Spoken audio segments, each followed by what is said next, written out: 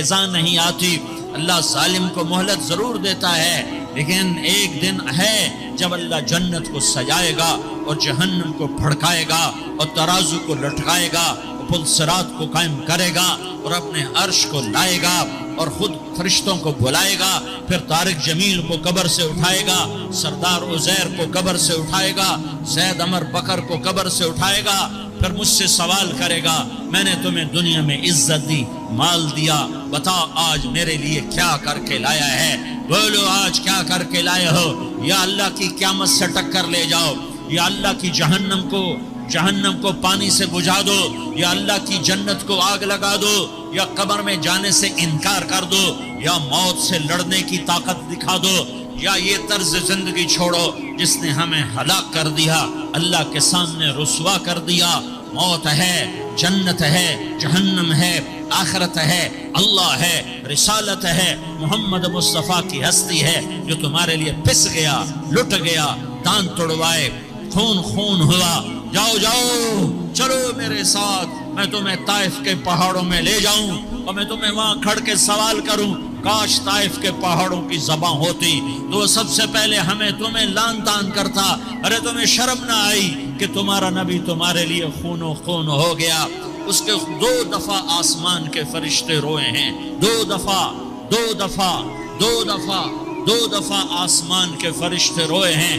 ایک 4000 سال پہلے جب ابراہیم بوڑھا باپ، 96 سال کی عمر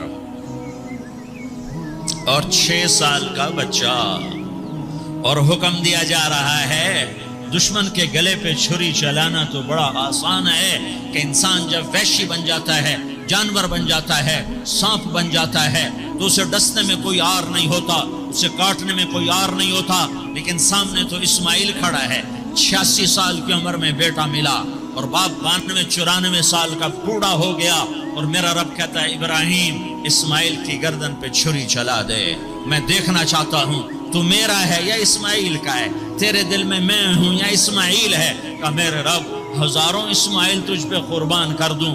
چھری اٹھائی، فلسطین سے چلے اور پہنچے مکہ مکرمہ، بیوی سے کہا بچے کو تیار کرا دو، سیر کرانے لے جا رہا ہوں۔ بچے کو تیار کرایا، آج پہلی دفعہ بچہ باپ کو دیکھ رہا ہے، انگلی پکڑ کے اچھلتا ہوا جا رہا ہے، میرا ابا مجھے سیر کرانے لے جا رہا ہے، یعنی خبر کے چھری کے نیچے سے گزارنے لے جا رہا ہے، پیغام دینے جا رہا ہے کہ اللہ پر ہر شے قربان کرنا سیکھو، اللہ کے لیے ہر جذبہ چھوڑنا سیکھو، ہر شے سے ہٹنا سیکھو، جہاں اللہ ناراض ہے ہٹ جاؤ، ہار نہ پڑے ہار جاؤ، مٹنا پڑے مٹ جاؤ، لٹنا پڑے لٹ جاؤ، دھکے کھانے پڑے کھا لو کہ دنیا میں سب سے زیادہ دھکے کھانے والا میرا حبیب محمد مصطفیٰ۔ مجھے کوئی گھر دکھاؤ جہاں غریب نے پیٹ پہ پتھر باندھا ہو، آؤ میں تمہیں دکھاتا ہوں۔ میرا نبی مسجد نبوی میں بیٹھا ہوا ہے اور ایک صحابی آتا ہے اور آ کر یوں کپڑا اٹھاتا ہے، کہتا یا رسول اللہ ادھر دیکھو، میں نے پیٹ پہ پتھر باندھا ہوا ہے، بھوک کی وجہ سے میں سیدھا نہیں ہو پا رہا۔ 2 جہان کا سردار، مقام محمود کا مالک، عرش و فرش پر جس کے نبوت کے ڈنکے، محمد جس کا نام، احمد جس کا نام، طہ جس کا نام، یاسین جس کا نام، پیٹ سے کپڑا ہٹاتا ہے اور فرماتا ہے دیکھ میرا صحابی، تیرے پیٹ پر 1 پتھر ہے، میرے پیٹ پہ 2 پتھر بندھے ہوئے ہیں، میرے پیٹ پر 2 پتھر بندھے ہوئے ہیں۔ ہاں ابراہیم نے چھری نکالی، بیٹا تیرے ذبح کرنے کا حکم ہو چکا ہے۔ بیٹا کہتا ابا جلدی کر، دیر کیوں کرتا ہے؟ ہاں ایسی اولاد بناؤ، ایسے باپ بنو، اللہ کے امر پر یوں قربان ہونا سیکھو۔ اور اب معصوم بچے کو حیران ہو کر ابراہیم دیکھتا ہے، بیٹا تجھے پتہ ہے میں کیا کہہ رہا ہوں؟ ہاں پتہ ہے، آپ کہہ رہے ہیں میں ذبح کروں گا تو میں مر جاؤں گا تو مجھے آپ کی جگہ اللہ ملے گا، اللہ آپ سے بہتر ہے، مجھے دنیا کی جگہ جنت ملے گی، جنت دنیا سے بہتر ہے۔ پھر معصوم بچے کو ماں یاد آ جاتی ہے، پھر کہتا ہاں مجھے اپنی ماں کا غم ضرور ہے، اسے بڑا صدمہ ہوگا میرے مرنے کا۔ تو اپنا گریبان کھولا اور کرتا اتارا، کہا ابا میں جب مر جاؤں تو یہ کرتا سنبھال لو، یہ میری ماں کو دے دینا، یہ میری نشانی اس کے پاس رہے گی، جب کبھی میں یاد آؤں گا میرا کرتا دیکھ لیا کرے گی، اور تو اپنے کرتے میں مجھے کفن دے کر ادھر ہی دبا دینا، مجھے ادھر مکے نہ لے جانا کہ میری میت کو دیکھ کر میری ماں کو بڑا دکھ ہوگا، مجھے ادھر دبا دینا۔ ابا میرے ہاتھ باندھ دے، میرے پاؤں باندھ دے، اور پیغام دے دو کہ اللہ پہ یوں قربان ہوا جاتا ہے۔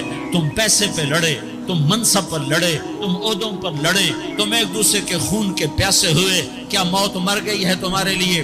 کیا آخرت کو آگ لگ گئی ہے؟ کیا جنت کو آگ لگ گئی ہے؟ کیا جہنم کو بجھا دیا گیا ہے؟ کیا طارق جمیل کے لیے قبر کا ٹکڑا مقرر نہیں ہے؟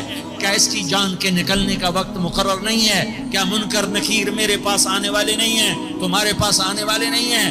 96 سال کا بوڑھا باپ بیٹے کے ہاتھ باندھ رہا ہے کسائی کی طرح، جسے بکرے کے ہاتھ پاؤں باندھتا ہے، پاؤں باندھ رہا ہے۔ پھر بیٹے نے کہا ابا مجھے الٹا لٹانا، سیدھا نہ لٹانا، کہیں تیری نظر پڑے اور تیرا ہاتھ کانپ جائے اور حکم ٹوٹ جائے، مجھے الٹا لٹا دے۔ وَتَلَّهُ لِلْجَبِينِ، الٹا لٹایا اور اپنا گوڈا ان کی کمر پہ رکھا اور ایسے ان کے سر کے بال پکڑ کر یوں سر اٹھایا، چھری کو نیچے سے گزارنے کے لیے، ایک ہاتھ میں سر کے بال، ایک ہاتھ میں چھری، گوڈا اس کی کمر پر، اور یوں آسمان کو دیکھا۔ ہائے ہائے، کائنات ہل گئی، ابراہیم کی نظر آسمانوں پر گئی، کیا فرشتوں میں ہلچل مچ گئی، فرشتوں کو کیا خبر کہ آگے کیا ہونے والا ہے؟ کہنے لگے یا اللہ کیا تو مجھ سے ناراض ہو گیا ہے کہ اسماعیل کی محبت نے میرے دل میں جگہ پکڑ لی ہے؟ یہ لے تیرے نام پہ قربان کرتا ہوں۔ ناراض نہ ہونا، تجھ پر ہر شے فدا ہے، ہر شے قربان ہے، یہی لا الہ الا اللہ کا مطلب ہے۔